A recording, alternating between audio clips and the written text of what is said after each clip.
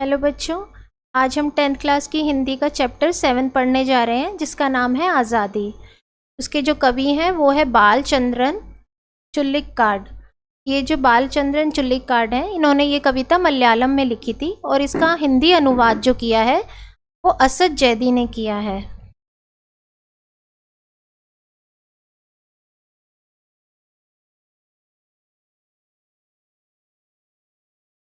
उस्ताद जी, आज़ादी क्या होती है, पूछा दर्जी से उसके शागिर्द ने।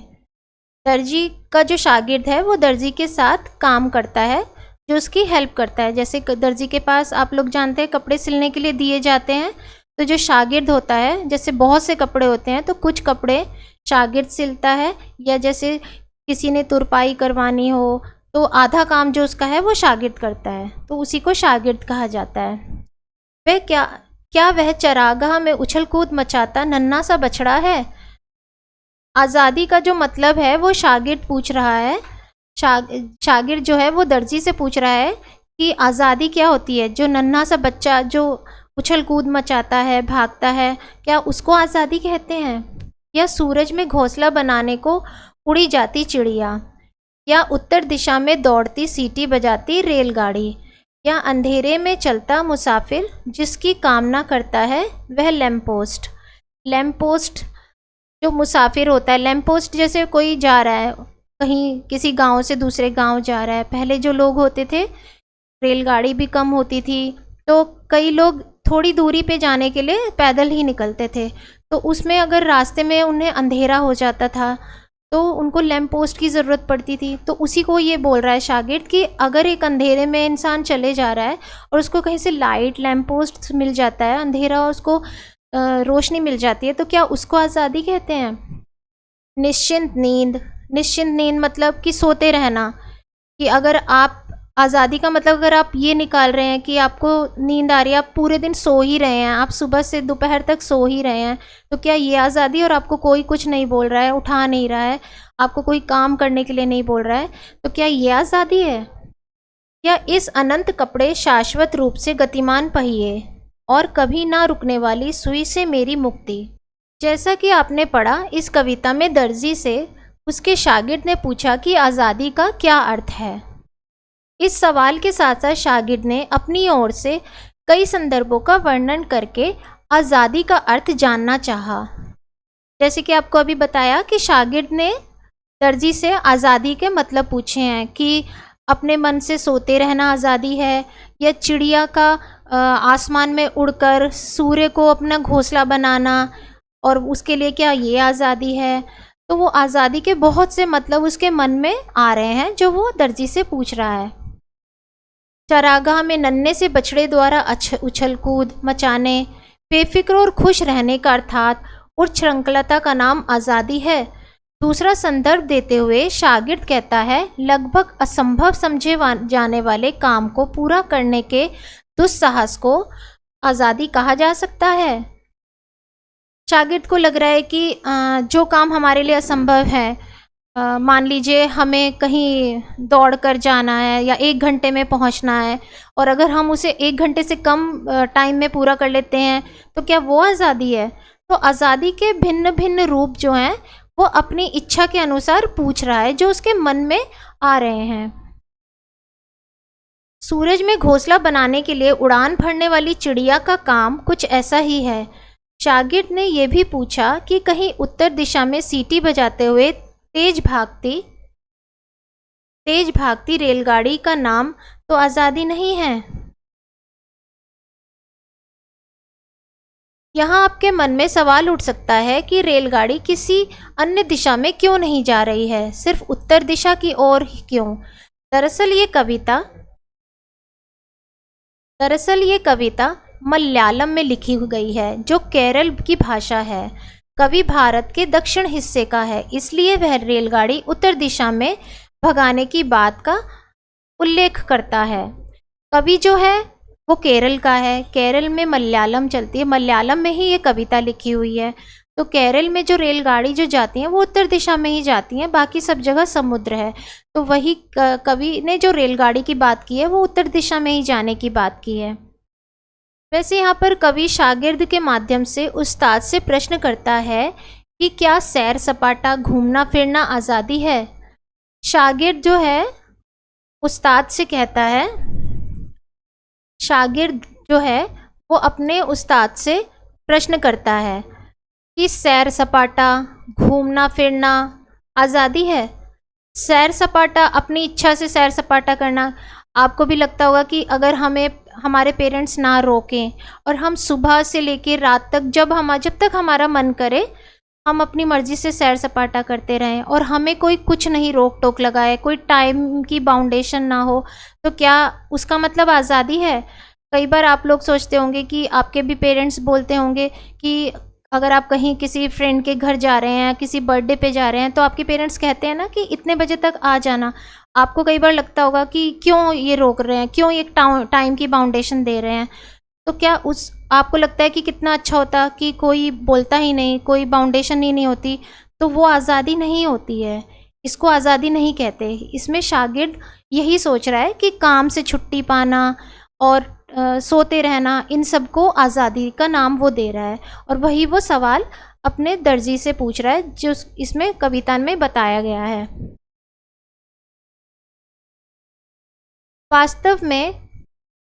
वास्तव में कुछ लोग खास तौर पर 12-13 वर्ष की उम्र के किशोर घूमने फिरने सैर सपाटे को ही आज़ादी मानते हैं।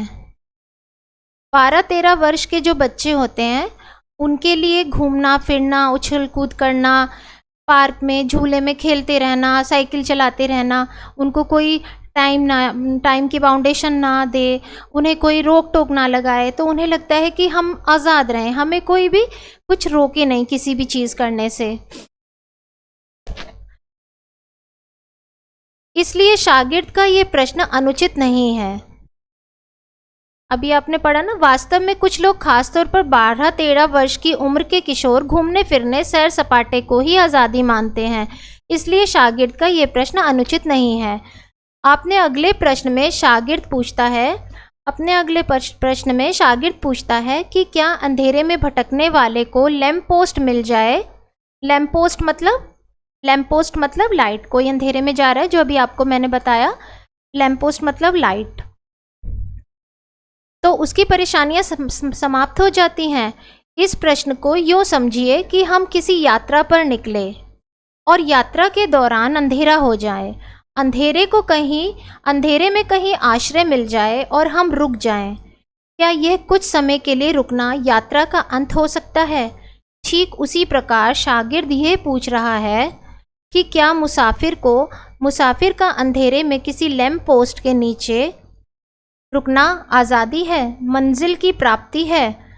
आज़ादी के बारे में अपनी जिज्ञासा व्यक्त करते हुए वह फिर पूछता है कि क्या निश्चिंत अर्थात बेफिक्र होकर सो जाने का दूसरा नाम आज़ादी है। अभी जैसे कि मैंने आपको बताया कि शागिर्द जो है वो दर्जी से ये पूछता है कि बेफिक्र होकर सोना, सैर सपाटा करना, अपनी इच्छा से घूमते रहना, अपनी इच्छा से काम धाम छोड़ के जो इच्छा कर रही है, जो मन कर रहा है आपका वो करना, उसी को आज़ादी कहते हैं। या अगर अंधेरे में कोई व्यक्ति जा रहा है और उसे रोशनी मिल जाए, उसे रुकने का स्थान मिल जाए कहीं पे या यात्रा करते हुए, तो क्या वह आज़ादी का है। वो आज़ादी के भिन्न भिन्न रूप बता रहा है। इस तरह 5 प्रकार के संदर्भों का उल्लेख करने के बाद कविता का मूल बिंदु सामने आता है। यहाँ शागिर्द के मन में जो प्रश्न उभरे हैं वे उसकी चिंतन क्षमता को बता रहे हैं। शागिर्द अपनी मुक्ति या आज़ादी के बारे में पूछता है कि अनंत कपड़ों के ढेर, सिलाई मशीनों के निरंतर गतिशील हो रहे पहियों, कपड़ों पर अनवरत चलने वाली सुइयों से मुक्ति पाने का नाम तो आज़ादी नहीं है। अब शागिर्द के मन में ये बात आ रही है कि इतने अनंत मतलब बहुत सारे जो लोगों के कपड़े हैं जो वो रोज़ सिलता है, तो क्या अगर वो किसी दिन पूरे कपड़े सिलने के बाद, मान लीजिए अगर उसको 10 कपड़े सिलने हैं, तो 10 कपड़े सिलने के बाद अगर उसे बिल्कुल कभी नहीं सिलना पड़े, तो क्या वो आज़ादी है। सिलाई मशीनों के निरंतर गतिशील हो रहे पहियों, कपड़ों पर अनवरत चलने वाली सुइयों से मुक्ति पाने का नाम तो आज़ादी नहीं है। आशय यह है कि क्या कर्म से मुक्ति ही आज़ादी है। कर्म का मतलब होता है काम, इसमें ये बता रहा है कवि कि हम जो भी काम करते हैं, सिलाई का काम, या जो डॉक्टर्स काम करते हैं, टीचर्स पढ़ाते हैं, या फिर जो बिज़नेस अपना करता है, दुकानदार दुकान चलाता है, तो क्या अगर उसे कुछ नहीं करना पड़े, दुकान पे बैठना नहीं पड़े, बेचना नहीं पड़े, तो उसको वो आज़ादी समझेगा? तो वही बात कविता में कवि बताना चाह रहा है कि काम को नहीं छोड़ सकते। अगर आप ये सोच रहे हैं कि आप अपना काम छोड़ देंगे, कोई भी काम हो, अगर आप अपना काम करना छोड़ के आराम से घर में आराम कर देंगे, सोएंगे, तो वही आज़ादी होगी, तो ये बात गलत है। क्योंकि आज़ादी का कुछ लोगों ने गलत मतलब निकाल लिया है कि हमें अपनी इच्छा से कुछ भी करते रहना ही आज़ादी होती है। आशय ये है कि क्या कर्म से मुक्ति ही आज़ादी है? ज़रा सोचिए कि क्या आपके मन में भी देश में आज़ादी किस प्रकार की होनी चाहिए, इसके बारे में तरह तरह के विचार नहीं आते? लेखक की आज़ादी की व्याख्या के बारे में आप क्या सोचते हैं? लेखक ने जो आज़ादी के बारे में बताया है शागिर्द और दर्जी के ज़रिए, आप क्या सोचते हैं कि देश में हमें जो आज़ादी है वो किस चीज़ के लिए है? आज़ादी को क्या रूप दिया गया है? क्या वो राजनीति से ही जुड़ी हुई चीज़ों में आज़ादी है, या हमारे काम धाम को छोड़ देना उसको आज़ादी कहते हैं, या हम आराम करते रहें, सोते रहें, उसको आज़ादी कहते हैं? आइए अब हम पाठ के दूसरे अंश को समझने से पहले उन्हें पुनः ध्यानपूर्वक पढ़ लें, जो हाशिए में दिया गया है। आपके मन में यह जिज्ञासा अवश्य होगी कि शागिर्द के प्रश्न का दर्जी ने क्या उत्तर दिया। शागिर्द के सवाल को दर्जी ने ध्यानपूर्वक सुना। दर्जी के पास गहरे अनुभव हैं। गहरे अनुभव मतलब जो दर्जी है वो बहुत ज़्यादा जैसे हम बोलते हैं ना कि उनको बहुत ज़्यादा जानकारी है, आपने हमसे ज़्यादा दुनिया देखी, इस तरह के वर्ड आपने सुने होंगे। तो शागिर्द जो है वो दर्जी से इसलिए पूछ रहा है क्योंकि उसने बहुत चीज़ें उसने जानी है, और उसको जो अनुभव हैं वो बहुत ज़्यादा हैं उससे। वो हर चीज़ को अच्छे से जानता है, पहचानता है, उसको बता सकता है। उसने अपने अनुभव के आधार पर बताया कि मूलभूत अनिवार्य आवश्यकताओं की पूर्ति ही आज़ादी है। मूलभूत ज़रूरतें हैं रोटी, कपड़ा और मकान, भूखे को खाना, प्यासे को पानी, ठंड से पीड़ित के लिए राहत पहुंचाने वाली ऊनी वस्त्र, थके मांदे के लिए बिस्तर ही आज़ादी है। इसके बाद दर्जी ने शागिर्द से कहा कि आज़ादी एक अभिव्यक्ति है जिसका माध्यम शब्द है। क्या आप जानते हैं कि शब्द या अभिव्यक्ति का आज़ादी से क्या संबंध है? जो हमें उचित या अनुचित लगता है और हम उसे सच्चाई से शब्दों में अभिव्यक्त ना कर पाएं, तो हम स्वतंत्र नहीं हैं। आज़ादी का जो मतलब इसमें बताया है दूसरे अंश में, वो ये भी बताया है कि आप अगर एक किसान है, अगर वो हल जोतता है, खेत में खेती करता है, बीज बोता है, कितना आपको भी पता होगा कि खेत में कितना काम होता है, उसका ध्यान रखना। पहले बैलों को लेके जोतता है वो, फिर उसके बाद बीज डालता है, पानी डालता है, कितनी मेहनत करता है। 3-4 महीनों की मेहनत के बाद उसे तब जाके फसल मिलती है। फिर वो फसल की कटाई करता है, इसमें भी 4 से 5 घंटे वो अपनी मेहनत के देता है। और उसके बाद अगर वो फसल से जो रोटी आती है वो उसको ना मिले तो कैसा रहेगा?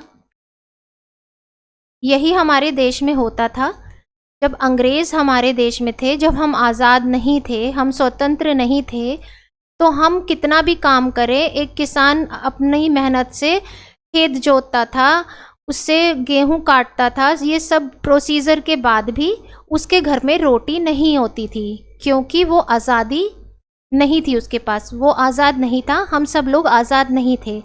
हम मेहनत करते थे पूरे पूरे महीने, लेकिन हम अपनी इच्छा से अपनी पैसों को यूज़ नहीं कर सकते थे, क्योंकि वो सब चीज़ें हमसे छीन ली जाती थी। हमारी ही चीज़ों पे, हमारे ही खेतों पे, हमारे ही घर पे हमारा हक नहीं होता था। तो ये इसमें कवि ये बताना चाह रहा है कि इस चीज़ को आज़ादी कहते हैं। आपके साथ अगर गलत हो रहा है, आज की डेट में अगर आपके साथ कोई गलत कर रहा है, आप रास्ते में जाते हैं, आपको कोई मारपीट करता है, छीना झपटी करता है, तो आप क्या करते हैं? आप पुलिस के पास जाते हैं, क्योंकि आप आज़ाद हैं और पुलिस आपकी हेल्प करती है, क्योंकि वो भी आज़ाद है इस देश में। लेकिन पहले ऐसा नहीं था। अगर आपके साथ कुछ भी गलत हुआ तो आप अपनी बात नहीं रख सकते थे। अगर आपको किसी ने मारा है तो आपको मार खा के चुपचाप अपने घर में बैठना है। आप उसको गलत नहीं, आप पुलिस के पास नहीं जा सकते, क्योंकि अंग्रेज़ों का राज था। आपके साथ कुछ भी बुरा हो आपको सहना पड़ेगा, आपकी मजबूरी है, आप आज़ाद नहीं हो। तो इस बात को कवि ने इसमें एक्सप्लेन करा है कि आज़ादी आखिर है क्या। आज़ादी ये है कि आप अपनी इच्छा से अपने साथ किए हुए गलत व्यवहार को किसी को बता सको, किसी को उसके लिए पुलिस के पास एक्शन उठा सको, इस बात की आज़ादी होती है। जो हमें उचित या अनुचित लगता है और हम उसे सच्चाई से शब्दों में अभिव्यक्त ना कर पाएँ। हमारे साथ अगर अभी जो मैंने आपको बताया कि अगर हमें कोई बात अनुचित लगती है, अच्छी नहीं लगती, बुरी लगती है, तो हम उसको शब्दों में अभिव्यक्त नहीं कर पाएंगे। अगर हम आज़ाद नहीं होंगे तो हम आज़ाद हैं, इसीलिए हम अपनी कंप्लेंट कर सकते हैं। इसीलिए हमारे समाज और देश में अभिव्यक्ति की स्वतंत्रता की बात प्रायः ही की जाती है। हमारा ये कर्तव्य है कि जो हमें ठीक लगे और जिसे कहना समाज हित में आवश्यक हो वह हम अवश्य कहें। इसके लिए कभी कभी साहस भी करना पड़ता है। शिकारी के लिए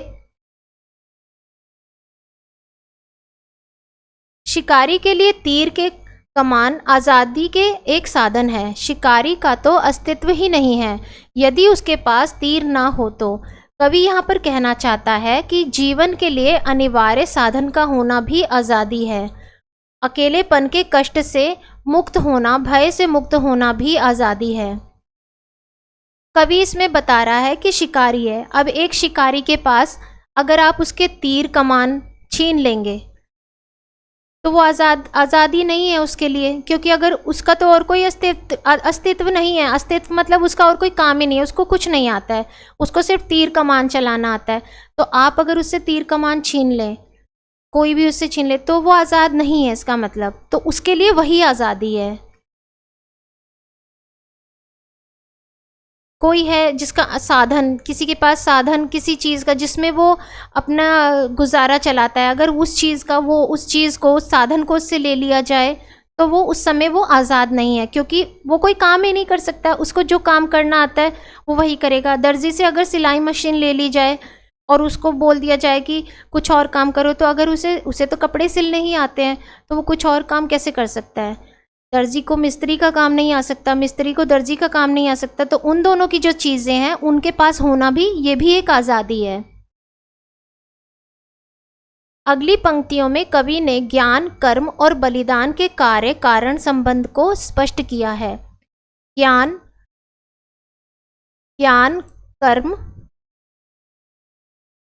कर्म और बलिदान के समन्वय में जीवन को स्वस्थ व सुंदर बनाया जा सकता है।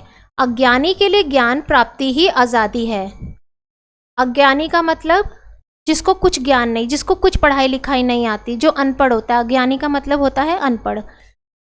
इसमें कवि ने बोला है कि ज्ञान और कर्म और बलिदान, अज्ञानी के लिए ज्ञान प्राप्त करना ही आज़ादी है। जो अनपढ़ है, अगर उसे कुछ आता ही नहीं है, उसे कुछ पता ही नहीं है, तो वो इस दुनिया में उसके लिए जीना मुश्किल हो जाएगा। तो उसके लिए अगर कोई ज्ञान प्राप्त करता है, या उसे किसी ज्ञान का मतलब सिर्फ पढ़ाई लिखाई नहीं, अगर कोई आप अगर दर्जी की ही बात ले लो, जो इस कविता में कवि ने बताया, अगर उस दर्जी को सब काम आते हैं, सिलाई मशीन में धागा डालना भी उसको आता है, सुई लगाना भी आता है, अगर सुई टूट जाए उसे लगानी आती है, उसके अंदर जो रील लगाते हैं ऊपर वो लगानी आती है। अगर इन तीनों चीज़ों में से किसी एक चीज़ को वो भूल जाए, सुई लगाना ही भूल जाए, उसे धागा और रील लगानी आ रही है लेकिन वो सुई लगाने का उसको ज्ञान ही ना हो, तो वो उस काम में वो अज्ञानी है। तो वो तब तक अपना काम रोक के बैठा रहेगा जब तक कोई और आके जिसे लगानी आती हो वो सुई नहीं लगा देगा। तो इसी तरह से आप आज़ादी भी तभी महसूस कर सकते हैं जब आपको उसका ज्ञान होगा। अनपढ़ और जो बिल्कुल जाहिल होते हैं, जिन्हें कुछ नहीं आता जाता, जिन्हें कोई मतलब नहीं होता काम धाम से कुछ, तो उनके लिए आज़ादी होना या नहीं होना कोई मायने ही नहीं रखता है। कहा भी जाता है कि ज्ञान हमें मुक्त करता है। यहाँ मुक्त करने का आशय है सोचने विचारने की क्षमता को विस्तार देना। ज्ञान हमें मुक्त करता है से मतलब ये नहीं है कि ज्ञान हमें अपने काम से, अपने कर्म से मुक्त करता है। ज्ञान हमें मुक्त करता है गलत चीज़ों से। जैसे आप लोगों को भी पता है, आपको ज्ञान है, आपको पता है कि सिगरेट पीना गलत बात है। कितनी सारी शॉप आपको दिखती होंगी, तो क्या आप सिगरेट खरीद के पीते हैं? नहीं, क्योंकि आपके पास ज्ञान है। आपको पता है कि सिगरेट पीने से कैंसर होगा, जबड़े खराब होंगे, दांत खराब होंगे, आपके लंग कैंसर होगा, आपको अच्छे से पता है, तो आप नहीं खरीदते। क्योंकि जगह जगह पे दुकान है, आप चाहो तो जाते जाते 10 सिगरेट पी लोगे, लेकिन आपको ज्ञान है ना, आप अज्ञानी नहीं है, तो आप नहीं खरीदते। तो ज्ञान जो है वो आपको गलत चीज़ों से भी बचाता है। ऐसा विस्तार जो व्यक्ति को संक्रिय या ओछी बातों से मुक्त करके विशाल हृदय वाला बनाता है।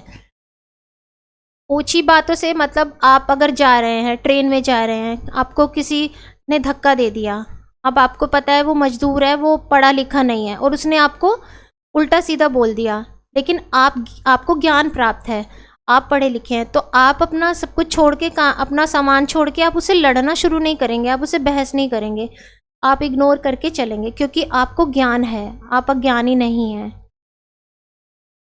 आपको जो ज्ञान है वही कविता में बताया कि विशाल हृदय वाला बनाता है। लेकिन ज्ञान कभी निष्क्रिय नहीं बनाता, ज्ञान को कर्म में बदलना भी ज़रूरी है। यदि हम ज्ञान को कर्म में नहीं बदलेंगे तो ज्ञान निरर्थक एवं आंतरिक ही रहेगा, उसका लाभ दूसरों को नहीं मिल पाएगा।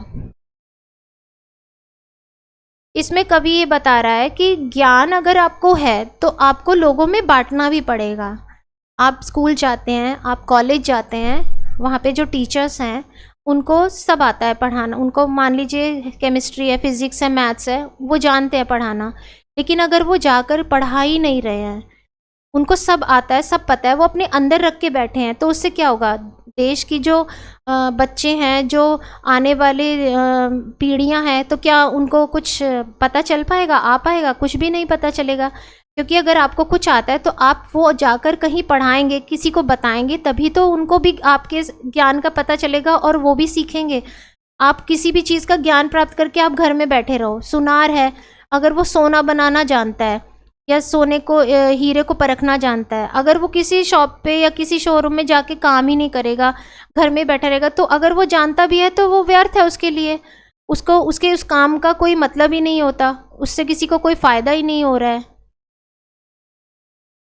ज्ञान को कर्म में बदलने वाले को ही कर्मठ कहा जाता है। आप जानते ही हैं कि हमारे देश की आज़ादी के लिए जो महान लोग लड़े थे, उन्हें पहले ये ज्ञान हुआ था कि हम गुलाम हैं, हमें आज़ाद होना चाहिए। कवि ने इसमें बताया है कि ज्ञान, जो अभी ये बता रहा है कि ज्ञान क्यों आवश्यक है।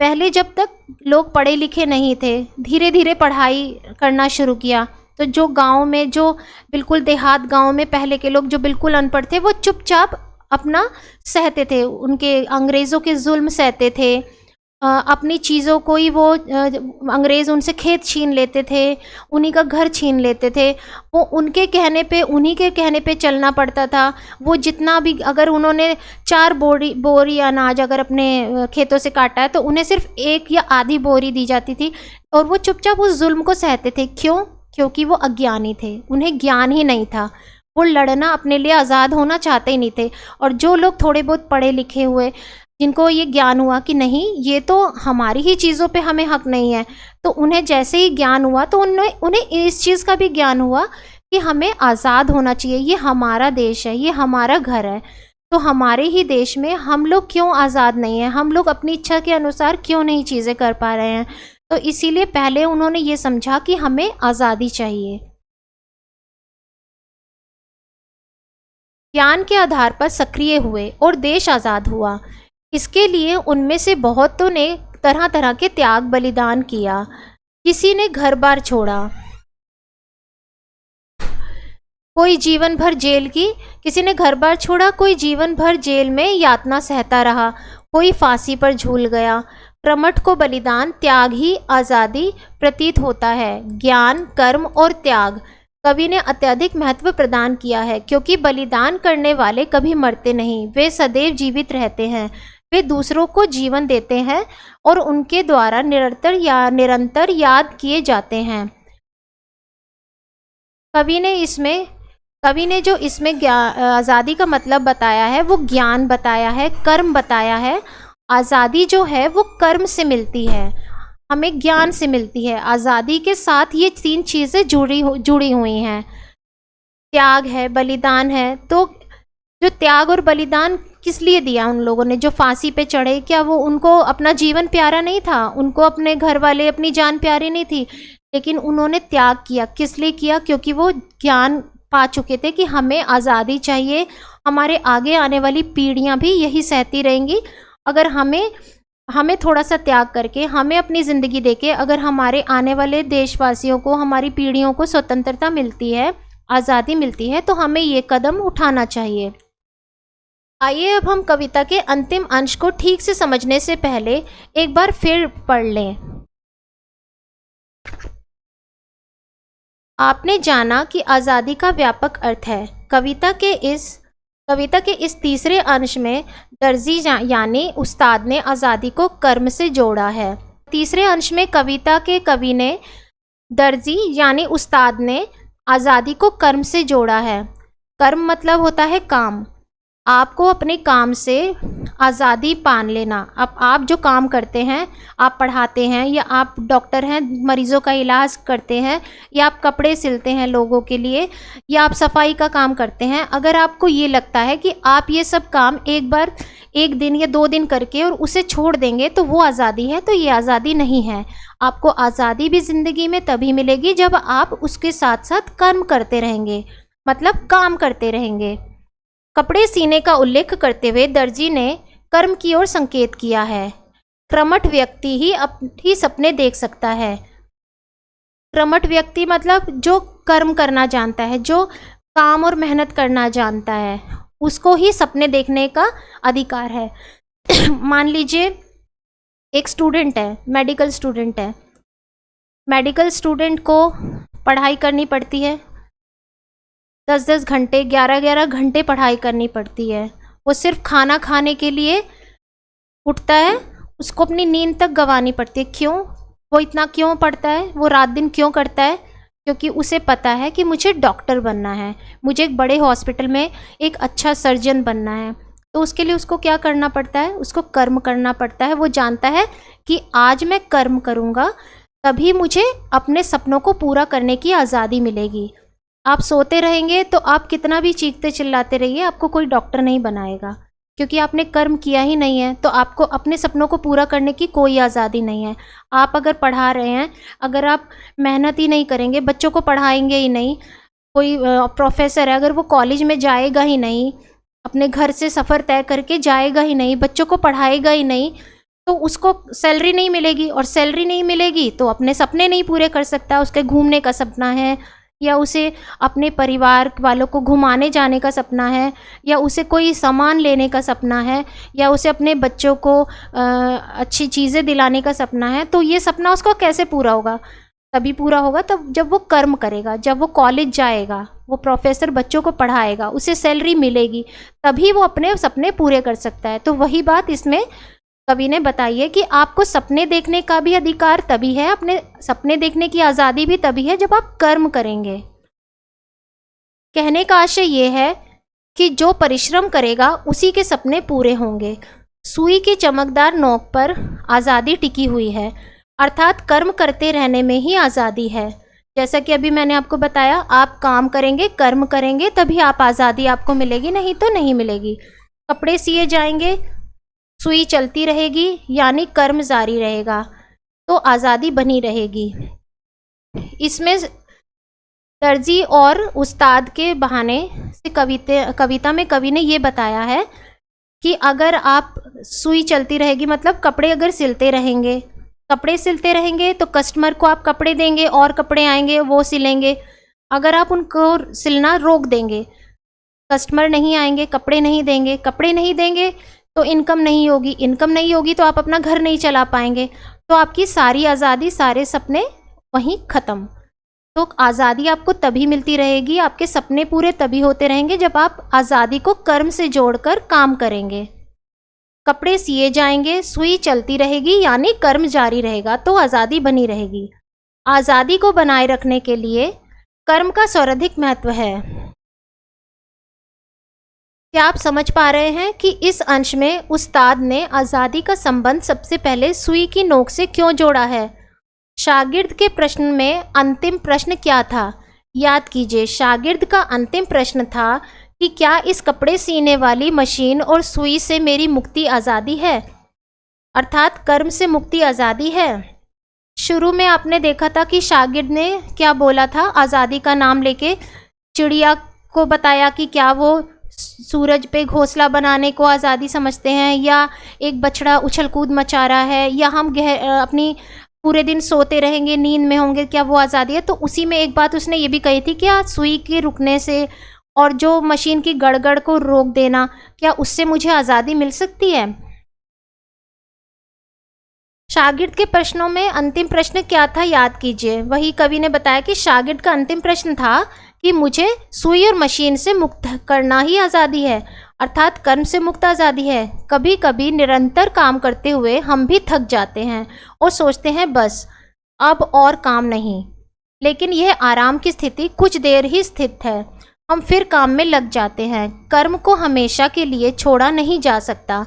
यही बात तो उस्ताद भी कह रहे हैं, कर्म करना आज़ादी है। उस्ताद का ये मत है कि जो कर्म नहीं करता उसे आज़ादी को भी भोगने का अधिकार नहीं है। यह बात अनेक प्रकार के उदाहरण देकर कहता है। कड़ी मेहनत करके बारिश जाड़ा सहन करने के बाद किसान के खेत में फसल लहलहाती है। आपको जैसे कि मैंने बताया कि किसान अपने खेत में कितनी कड़ी मेहनत करता है।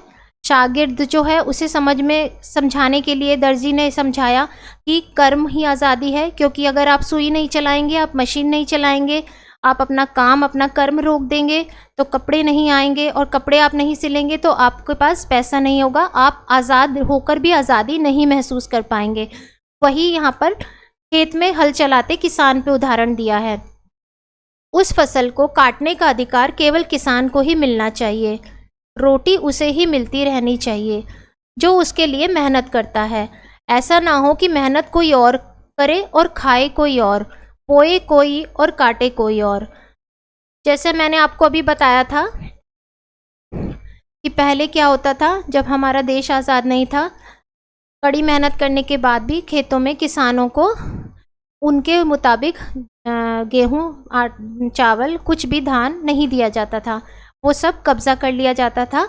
सिर्फ उन्हें उतना ही दिया जाता था जिससे वो 1-2 टाइम का खाना खा सकें, और बाकी ले लिया जाता था। ऐसा ना हो कि मेहनत कोई और करे और खाए कोई और, बोए कोई और काटे कोई और। इसमें कवि यही बता रहा है जो मैंने आपको समझाया कि कोई और बोता था और काटता कोई और था। श्रम का उचित फल मिलना चाहिए, ये उचित फल आज़ादी का पर्याय है। एक खेत में काम करते किसान के लिए आज़ादी क्या है कि वो अगर कड़ी मेहनत करके 3 महीने 4 महीने कड़ी मेहनत करके एक फसल को उगाता है तो उसे काटने का अधिकार की आज़ादी भी उसकी है, उसको यूज़ करने का, उसको अपने घर ले जाने की आज़ादी भी उसी की है, वो कोई और नहीं ले सकता। लेकिन पहले ऐसा नहीं होता था क्योंकि हम आज़ाद नहीं थे, तो उसकी कड़ी मेहनत का उसको कोई फल नहीं मिलता था।